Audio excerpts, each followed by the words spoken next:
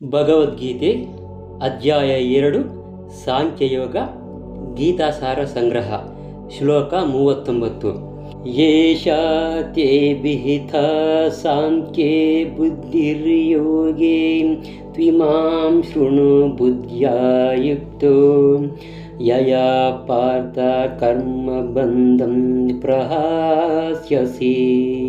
ಅನುವಾದ: ಇದುವರೆಗೆ ನಾನು ಈ ಜ್ಞಾನವನ್ನು ನಿನಗೆ ವಿಶ್ಲೇಷಣಾತ್ಮಕವಾಗಿ ತಿಳಿಸಿಕೊಟ್ಟಿದ್ದೇನೆ. ಈಗ ನಾನು ಇದನ್ನು ಕರ್ಮಫಲವಿಲ್ಲದೆ ಕೆಲಸ ಮಾಡುವ ರೀತಿಯಲ್ಲಿ ವಿವರಿಸುತ್ತೇನೆ, ಕೇಳು.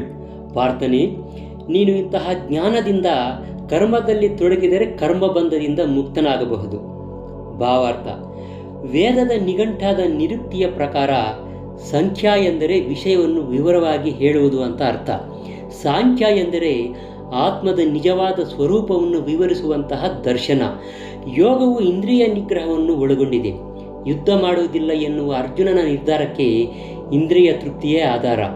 ತನ್ನ ದಾಯಾದಿಗಳು ಸೋದರರು ಆದಂತಹ ಧೃತರಾಷ್ಟ್ರನ ಮಕ್ಕಳನ್ನು ಸೋಲಿಸಿ ರಾಜ್ಯದ ಅಧಿಕಾರವನ್ನು ಅನುಭವಿಸುವುದಕ್ಕಿಂತ ತನ್ನ ಬಂಧುಗಳನ್ನು ಕೊಲ್ಲದಿದ್ದರೆ ತಾನು ಸುಖವಾಗಿರುವನೆಂಬುದನ್ನು ಅರ್ಜುನನು ಭಾವಿಸಿದ. ಆದ್ದರಿಂದ ತನ್ನ ಮುಖ್ಯ ಕರ್ತವ್ಯವನ್ನು ಮರೆತು ಅವನು ಯುದ್ಧ ವಿಮುಖನಾಗಲು ಬಯಸಿದ. ಎರಡು ರೀತಿಗಳಲ್ಲೂ ಮೂಲ ಕಾರಣಗಳು ಇಂದ್ರಿಯ ತೃಪ್ತಿಯೇ. ಅವರನ್ನು ಸೋಲಿಸುವುದರಿಂದ ಬರುವ ಸಂತೋಷ ಮತ್ತು ಬಂಧುಗಳು ಬದುಕಿರುವುದನ್ನು ನೋಡುವುದರಿಂದಾಗುವ ಸಂತೋಷ ಎರಡೂ ವಿವೇಕವನ್ನು ಕರ್ತವ್ಯವನ್ನು ಬಲಿಕೊಟ್ಟಾದರೂ ಇಂದ್ರಿಯ ತೃಪ್ತಿ ಪಡೆಯಬೇಕೆಂಬ ಆಧಾರದ ಮೇಲೆ ನಿಂತಿವೆ. ಆದ್ದರಿಂದ ಕೃಷ್ಣನು ಅರ್ಜುನನಿಗೆ ತನ್ನ ತಾತನ ದೇಹವನ್ನು ಕೊಲ್ಲುವುದರಿಂದ ಅವನು ನಿಜವಾದ ಆತ್ಮವನ್ನು ಕೊಲ್ಲುವುದಿಲ್ಲ ಎಂದು ವಿವರಿಸಲು ಬಯಸಿದ. ಅವನು ಈ ರೀತಿ ವಿವರಿಸಿದ: ಭಗವಂತನು ಸೇರಿದಂತೆ ಎಲ್ಲ ವ್ಯಕ್ತಿಗಳು ನಿತ್ಯರಾದವರು, ಶಾಶ್ವತವಾಗಿ ಪ್ರತ್ಯೇಕ ಆತ್ಮಗಳಾದ್ದರಿಂದ ಅವರೆಲ್ಲ ಹಿಂದೆ ಪ್ರತ್ಯೇಕ ವ್ಯಕ್ತಿಗಳಾಗಿದ್ದರು, ಈಗ ಪ್ರತ್ಯೇಕ ವ್ಯಕ್ತಿಗಳಾಗಿದ್ದಾರೆ ಮತ್ತು ಭವಿಷ್ಯದಲ್ಲೂ ಪ್ರತ್ಯೇಕ ವ್ಯಕ್ತಿಗಳಾಗಿ ಉಳಿಯುತ್ತಾರೆ. ದೇಹವೆನ್ನುವ ಉಡುಪನ್ನು ನಾವು ಬೇರೆ ಬೇರೆ ರೀತಿಗಳಲ್ಲಿ ಬದಲಾಯಿಸುತ್ತೇವೆ, ಆದರೆ ವಾಸ್ತವವಾಗಿ ಪ್ರಾಪಂಚಿಕ ಉಡುಪಿನ ಬಂಧನದಿಂದ ಮುಕ್ತರಾದ ಮೇಲೂ ನಮ್ಮ ಪ್ರತ್ಯೇಕತೆಯನ್ನು ಉಳಿಸಿಕೊಳ್ಳುತ್ತೇವೆ. ಆತ್ಮ ಮತ್ತು ದೇಹಗಳ ವಿಶ್ಲೇಷಣಾತ್ಮಕ ಅಧ್ಯಯನವನ್ನು ಶ್ರೀಕೃಷ್ಣನು ಬಹು ಸ್ಪಷ್ಟವಾಗಿ ವಿವರಿಸಿದ್ದಾನೆ.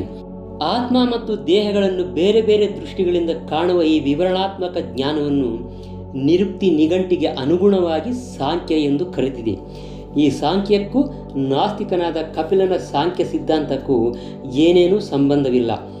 ಮೋಸಗಾರ ಕಪಿಲನ ಸಾಂಖ್ಯ ಪ್ರತಿಪಾದನೆಗೆ ಎಷ್ಟೋ ಮೊದಲು ನಿಜವಾದ ಕಪಿಲದೇವ ಇದನ್ನು ತನ್ನ ತಾಯಿ ದೇವಹೂತಿಗೆ ಶ್ರೀಮದ್ ಭಾಗವತದಲ್ಲಿ ವಿವರಿಸಿದ್ದ. ಈ ಕಪಿಲದೇವನು ಶ್ರೀಕೃಷ್ಣನ ಅವತಾರ ಪುರುಷನು. ಭಗವಂತನು ಕ್ರಿಯಾಶೀಲನಾದವನು ಮತ್ತು ಪ್ರಕೃತಿಯನ್ನು ವೀಕ್ಷಿಸಿ ಸೃಷ್ಟಿ ಮಾಡುತ್ತಾನೆ ಎಂದು ಅವನು ಸ್ಪಷ್ಟವಾಗಿ ವಿವರಿಸಿದ್ದಾನೆ. ಇದನ್ನು ವೇದಗಳು ಗೀತೆಯು ಒಪ್ಪುತ್ತವೆ.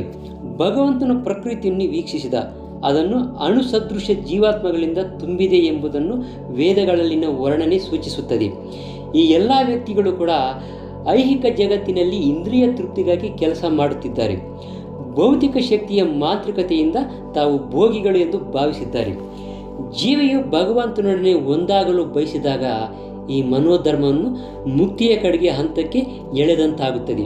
ಇದು ಮಾಯೆಯ ಕಡೆಯ ಬಲೆ, ಇಂದ್ರಿಯ ತೃಪ್ತಿಯ ಭ್ರಮೆ. ಲೆಕ್ಕವಿಲ್ಲದಷ್ಟು ಜನ್ಮಗಳಲ್ಲಿ ಇಂತಹ ಇಂದ್ರಿಯ ತೃಪ್ತಿಯ ಚಟುವಟಿಕೆಗಳಲ್ಲಿ ತೊಡಗಿದ ಅನಂತರವೇ ಒಂದು ಶ್ರೇಷ್ಠ ಆತ್ಮವು ಶ್ರೀಕೃಷ್ಣನಿಗೆ ಅಥವಾ ವಾಸುದೇವನಿಗೆ ತನ್ನನ್ನು ಸಮರ್ಪಿಸಿಕೊಳ್ಳುತ್ತದೆ. ಹೀಗೆ ಪರಮ ಸತ್ಯದ ಅನ್ವೇಷಣೆಯನ್ನು ಪೂರ್ಣಗೊಳಿಸುತ್ತದೆ. ಆಗಲೇ ಅರ್ಜುನನು ತನ್ನನ್ನು ಕೃಷ್ಣನಿಗೆ ಸಮರ್ಪಿಸಿಕೊಂಡು ಅವನನ್ನು ತನ್ನ ಗುರುವನ್ನಾಗಿ ಸ್ವೀಕರಿಸಿದ್ದಾನೆ. ಇದರ ಪರಿಣಾಮವಾಗಿ ಕೃಷ್ಣನು ಈಗ ಅವನಿಗೆ ಬುದ್ಧಿಯೋಗ ಅಥವಾ ಕರ್ಮಯೋಗದ ಕಾರ್ಯವಿಧಾನದ ವಿಷಯವನ್ನು ಹೇಳುತ್ತಿದ್ದಾನೆ. ಬುದ್ಧಿಯೋಗ ಅಥವಾ ಕರ್ಮಯೋಗ ಎಂದರೆ ಭಗವಂತನ ಇಂದ್ರಿಯ ತೃಪ್ತಿಗಾಗಿಯೇ ಭಕ್ತಿ ಸೇವೆ ಮಾಡುವುದು. ಈ ಬುದ್ಧಿಯೋಗವನ್ನು 10ನೇ ಅಧ್ಯಾಯದ 10ನೇ ಶ್ಲೋಕದಲ್ಲಿ ಸ್ಪಷ್ಟವಾಗಿ ವಿವರಿಸಲಾಗಿದೆ. ಬುದ್ಧಿಯೋಗವೆಂದರೆ ಪ್ರತಿಯೊಬ್ಬರ ಹೃದಯದಲ್ಲಿ ಪರಮಾತ್ಮನಾಗಿ ಪೀಠಸ್ಥನಾಗಿರುವ ಭಗವಂತನೊಡನೆ ನೇರವಾದ ಸಂಪರ್ಕ ಅಂತ ಅರ್ಥ. ಆದರೆ ಭಕ್ತಿ ಸೇವೆ ಇಲ್ಲದೆ ಇಂತಹ ಸಂಪರ್ಕ ಸಂಭವಿಸುವುದಿಲ್ಲ. ಭಕ್ತಿ ಸೇವೆಯಲ್ಲಿ ಅಥವಾ ಆಧ್ಯಾತ್ಮಿಕ ಸೇವೆಯಲ್ಲಿ ಎಂದರೆ ಕೃಷ್ಣ ಪ್ರಜ್ಞೆಯಲ್ಲಿ ನಿಷ್ಠನಾಗಿರುವವನು ಭಗವಂತನ ವಿಶೇಷ ಕೃಪೆಯಿಂದ ಬುದ್ಧಿಯೋಗದ ಈ ಸ್ಥಿತಿಯನ್ನು ತಲುಪುತ್ತಾನೆ. ದಿವ್ಯ ಪ್ರೇಮದಿಂದ ಭಕ್ತಿ ಸೇವೆಯಲ್ಲಿ ಸದಾ ನಿರತರಾಗಿರುವವರಿಗೆ ಮಾತ್ರ ಪ್ರೇಮ ಭಕ್ತಿಯ ಪರಿಶುದ್ಧ ಜ್ಞಾನವನ್ನು ತಾನು ಅನುಗ್ರಹಿಸುವುದಾಗಿ ಭಗವಂತನು ಹೇಳುತ್ತಾನೆ. ಈ ರೀತಿಯಲ್ಲಿ ಭಕ್ತನು ಭಗವಂತನ ನಿತ್ಯ ಸುಖದ ಸಾಮ್ರಾಜ್ಯದಲ್ಲಿ ಅವನನ್ನು ಸುಲಭವಾಗಿ ಸೇರಬಹುದು. ಹೀಗೆ ಈ ಶ್ಲೋಕದಲ್ಲಿ ಪ್ರಸ್ತಾವಿಸಿರುವ ಬುದ್ಧಿಯೋಗವು ಭಗವಂತನ ಭಕ್ತಿಪೂರ್ವಕ ಸೇವೆ. ಇಲ್ಲಿ ಬಳಸಿರುವ ಸಾಂಖ್ಯ ಪದಕ್ಕೂ ಮೋಸಗಾರ ಕಪಿಲನು ವಿವರಿಸಿದ ನಾಸ್ತಿಕವಾದದ ಸಾಂಖ್ಯಯೋಗಕ್ಕೂ ಯಾವುದೇ ರೀತಿಯ ಸಂಬಂಧವಿಲ್ಲ. ಆದ್ದರಿಂದ ಇಲ್ಲಿ ಹೇಳಿರುವ ಸಾಂಖ್ಯಯೋಗಕ್ಕೂ ನಾಸ್ತಿಕವಾದ ಸಾಂಖ್ಯಕ್ಕೂ ಸಂಬಂಧವಿದೆ ಎಂದು ತಪ್ಪು ತಿಳಿದುಕೊಳ್ಳಬಾರದು. ನಾಸ್ತಿಕ ಸಾಂಖ್ಯವಾದಕ್ಕೆ ಆ ಕಾಲದಲ್ಲಿ ಯಾವುದೇ ಪ್ರಭಾವವಿರಲಿಲ್ಲ. ಅಂತಹ ನಾಸ್ತಿಕ ಊಹೆಯ ತತ್ವಚಿಂತನೆಯನ್ನು ಶ್ರೀಕೃಷ್ಣನು ಪ್ರಸ್ತಾವಿಸಲು ಹೋಗುತ್ತಿರಲಿಲ್ಲ. ನಿಜವಾದ ಸಾಂಖ್ಯವನ್ನು ಕಪಿಲದೇವನು ಶ್ರೀಮದ್ ಭಾಗವತದಲ್ಲಿ ವಿವರಿಸಿದ್ದಾನೆ. ಆದರೆ ಆ ಸಾಂಖ್ಯಕ್ಕೂ ಇಲ್ಲಿ ಹೇಳುತ್ತಿರುವ ವಿಷಯಗಳಿಗೂ ಸಂಬಂಧವಿಲ್ಲ. ಇಲ್ಲಿ ಸಾಂಖ್ಯವೆಂದರೆ ದೇಹ ಮತ್ತು ಆತ್ಮಗಳ ವಿಶ್ಲೇಷಣಾತ್ಮಕ ವರ್ಣನೆ ಅಂತ ಅರ್ಥ.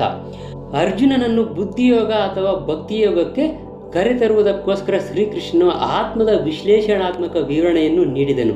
ಆದ್ದರಿಂದ ಶ್ರೀಕೃಷ್ಣನ ಸಾಂಖ್ಯವು ಭಾಗವತದಲ್ಲಿ ನಿರೂಪಿಸಿರುವ ಕಪಿಲನ ಸಾಂಖ್ಯವು ಒಂದೇ. ಇದೆಲ್ಲ ಭಕ್ತಿಯೋಗವೇ. ಆದ್ದರಿಂದ ಶ್ರೀಕೃಷ್ಣನು ಕಡಿಮೆ ಬುದ್ಧಿ ಇರುವ ಮನುಷ್ಯರು ಮಾತ್ರ ಸಾಂಖ್ಯಯೋಗ ಮತ್ತು ಭಕ್ತಿಯೋಗದ ನಡುವೆ ವ್ಯತ್ಯಾಸ ಕಾಣುತ್ತಾರೆ ಎಂದು ಹೇಳಿದ. ನಾಸ್ತಿಕವಾದದ ಸಾಂಖ್ಯಯೋಗಕ್ಕೂ ಭಕ್ತಿಯೋಗಕ್ಕೂ ಸಂಬಂಧವಿಲ್ಲ. ಆದರೂ ಬುದ್ಧಿ ಇಲ್ಲದವರು ಭಗವದ್ಗೀತೆಯಲ್ಲಿ ನಾಸ್ತಿಕವಾದದ ಸಾಂಖ್ಯಯೋಗವನ್ನು ಪ್ರಸ್ತಾವಿಸಿದೆ ಎಂದು ಹೇಳುತ್ತಾರೆ. ಬುದ್ಧಿಯೋಗವೆಂದರೆ ಭಕ್ತಿ ಸೇವೆಯ ಪರಿಪೂರ್ಣ ಆನಂದ ಮತ್ತು ತಿಳುವಳಿಕೆಯಲ್ಲಿ ಕೃಷ್ಣ ಪ್ರಜ್ಞೆಯಲ್ಲಿ ಕಾರ್ಯನಿರತವಾಗುವುದು ಎಂದು ಅರ್ಥ ಎನ್ನುವುದನ್ನು ತಿಳಿಯಬೇಕು. ತನ್ನ ಕೆಲಸವು ಎಷ್ಟೇ ಕಠಿಣವಾಗಿರಲಿ ಭಗವಂತನ ತೃಪ್ತಿಗಾಗಿ ಮಾತ್ರವೇ ಕೆಲಸ ಮಾಡುವವನು ಬುದ್ಧಿಯೋಗದ ಸೂತ್ರಗಳಿಗೆ ಅನುಗುಣವಾಗಿ ಕೆಲಸ ಮಾಡುತ್ತಾನೆ. ಆದ್ದರಿಂದ ಸದಾ ಅಲೌಕಿಕ ಆನಂದದಲ್ಲಿರುತ್ತಾನೆ. ಇಂತಹ ಅಲೌಕಿಕ ಕಾರ್ಯಮಗ್ನತೆಯಿಂದ ಭಗವಂತನ ಕೃಪೆಯಿಂದ ಮನುಷ್ಯನಿಗೆ ತಾನಾಗಿಯೇ ಅಲೌಕಿಕ ಅರಿವು ಲಭ್ಯವಾಗುತ್ತದೆ. ಆದ್ದರಿಂದ ಅವನು ಜ್ಞಾನಕ್ಕಾಗಿ ಬೇರೆ ರೀತಿಗಳಲ್ಲಿ ಶ್ರಮ ಪಡೆದಿದ್ದರೂ ಅವನಿಗೆ ಸಂಪೂರ್ಣ ಮುಕ್ತಿ ದೊರಕುತ್ತದೆ. ಕೃಷ್ಣ ಪ್ರಜ್ಞೆಯಲ್ಲಿ ಕಾರ್ಯನಿರತರಾಗುವುದಕ್ಕೂ ಕರ್ಮಫಲಕ್ಕಾಗಿ ಕಾರ್ಯ ಮಾಡುವುದಕ್ಕೂ ಅದರಲ್ಲಿಯೂ ಸಾಂಸಾರಿಕ ಅಥವಾ ಪ್ರಾಪಂಚಿಕ ಸುಖವನ್ನು ಪಡೆಯುವುದಕ್ಕಾಗಿ ಇಂದ್ರಿಯ ತೃಪ್ತಿಗಾಗಿ ಮಾಡುವ ಕೆಲಸಕ್ಕೂ ಬಹಳ ವ್ಯತ್ಯಾಸವಿದೆ. ಆದ್ದರಿಂದ ನಾವು ಮಾಡುವ ಕರ್ಮದ ಅಲೌಕಿಕ ಗುಣವೇ ಬುದ್ಧಿಯೋಗ.